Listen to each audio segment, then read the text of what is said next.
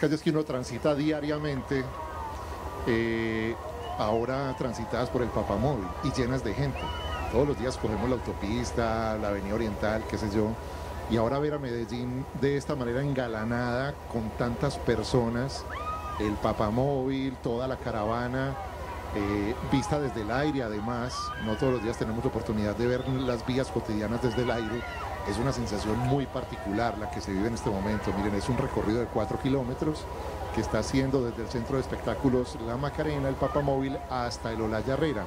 Esta vez iba a tomar el helicóptero entonces que lo va a llevar hasta el aeropuerto José María Córdoba y de allí emprenderá el regreso a la capital de la República, Bogotá, y a la Anunciatura para descansar finalmente, pero antes se va a encontrar en un acto bien bonito con consagrados y parejas de recién casados y matrimonios que van a celebrar sus bodas de oro y de plata con el Papa Francisco allá en la Anunciatura. Está tomando ya el desvío desde la autopista sur para tomar entonces nuevamente la calle 10 y llegar a las instalaciones del aeropuerto Olaya Herrera. Ríos y ríos de gente, Juan, lo que se está viendo.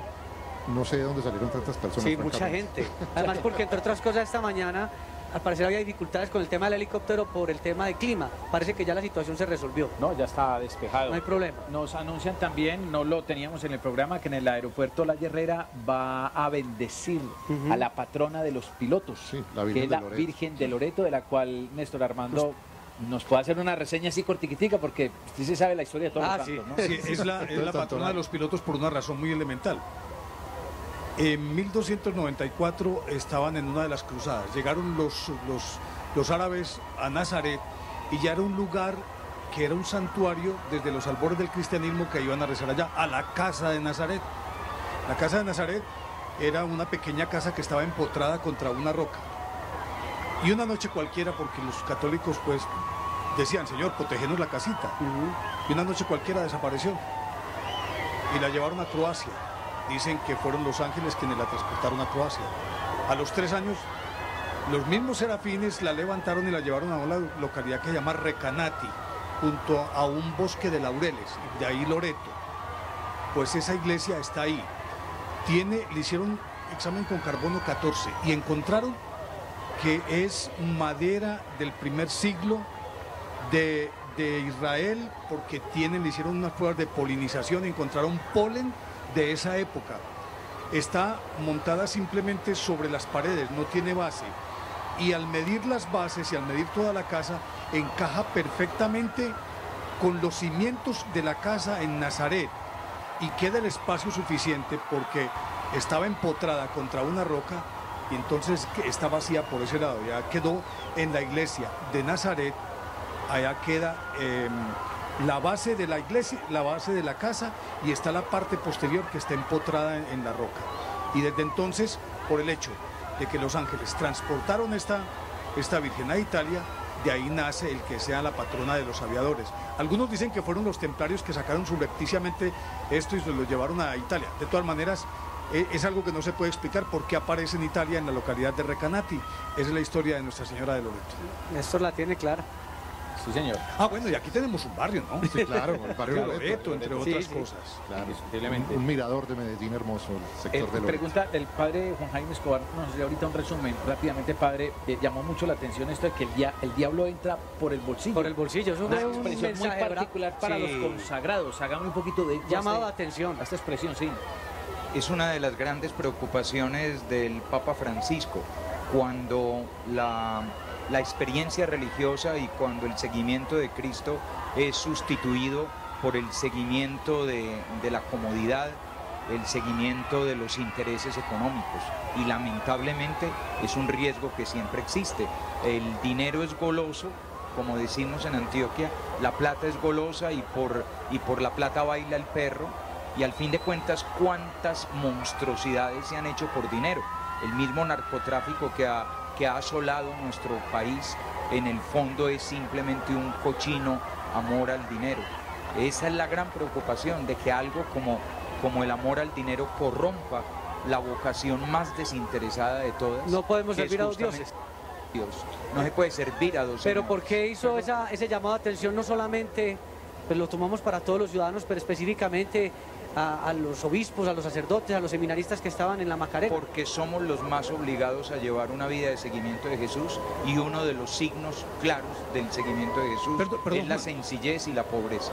Perdón, Juan Guillermo, acuérdese lo que dice San Agustín, ¿no?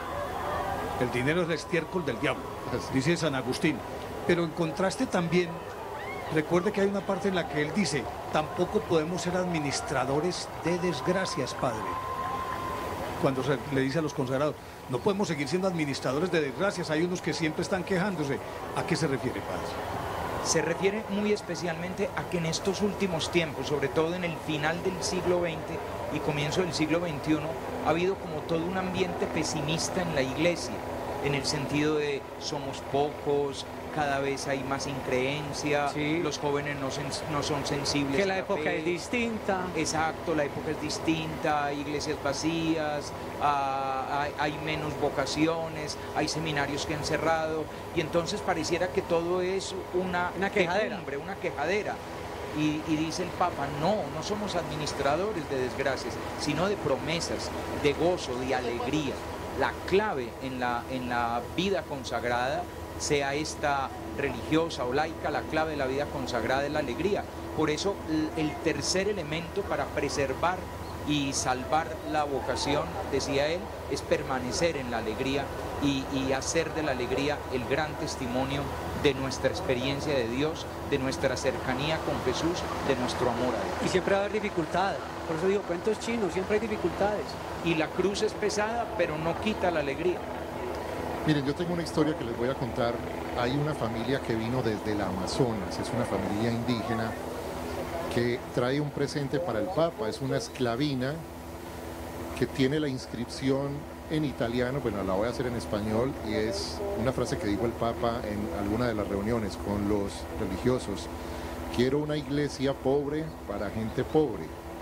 Esa es la inscripción que tiene este regalo que le trae una familia que vino desde el Amazonas, esperó al Papa largamente y esperamos que se la puedan entregar. Es el mensaje que deja también abandonar tanta cultura del descarte, como dice en su encíclica Laudato Si, en donde enseña también a cuidar los recursos naturales, el medio ambiente del que somos absolutamente ricos aquí en este país, pero la idea es cuidarlos. También nos contaban en un programa que tuvimos esta semana que Santa Laura es una de las practicantes de la encíclica antes de que se escribiera, fue una gran naturalista, claro. Hizo sus relatos cuando estaba educando a los indígenas allá en el occidente de Antioquia, y es una de las grandes lecciones que deja también del montón de lecciones. Ya estamos viendo cómo ingresa entonces a Lola Yarrera. Al aeropuerto. Recordemos que es esclavina. Esclavina es esa capita pequeña que lleva sobre los hombros. Sí. El solido, el gorrito, mire lo que se le está levantando. Es la esclavina. Esa es la esclavina. Sí, la capita pequeña que lleva sobre los hombros se llama esclavina. También el Papa Francisco hizo un llamado de atención cuando dijo en la Macarena: hay que leer más el Evangelio, pero en posición de orar. Es como si también hubiera un llamado de atención, Padre Juan Jaime, para el ejercicio de la oración y leer el Evangelio y estar pendiente de la Biblia y del Evangelio. Porque un gran riesgo de la vida consagrada es la superficialidad, y es muy posible ser religioso por fuera sin ser religioso por dentro.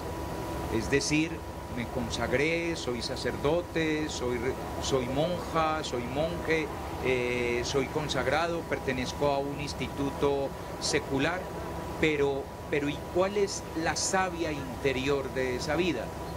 Simplemente pertenezco a un instituto, cualquiera que él sea, o hago cosas y me canso, pero no tengo una savia que alimente, no me dedico, no dedico largas horas a alimentarme del Evangelio, no dedico largas horas a la oración. Y por eso hizo esa pregunta. No me contesten ahora, pero ¿cuántos minutos, después dijo horas, dedican diariamente a leer la Sagrada Escritura? Y valdría la pena hacernos esa pregunta a todos los cristianos.